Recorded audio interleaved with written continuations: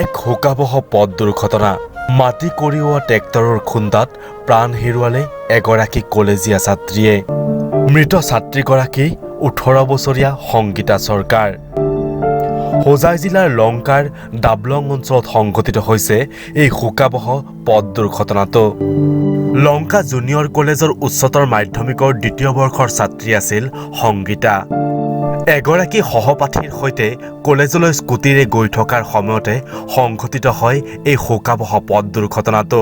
মাটি কঢ়িওৱা ট্ৰেক্টৰে পিছফালৰ পৰা মহতিয়াই নিয়ে সংগীতাৰ স্কুটিখন যাৰ ফলত সংগীতাই থিতাতে প্ৰাণ হেৰুৱাৰ লগতে গুৰুতৰভাৱে আহত হয় সংগীতাৰ সহপাঠী আসমিনা সিদ্দিকা এই শোকাবহ ঘটনাই সমগ্ৰ অঞ্চল জুৰি সৃষ্টি কৰিছে শোকৰ ছাঁ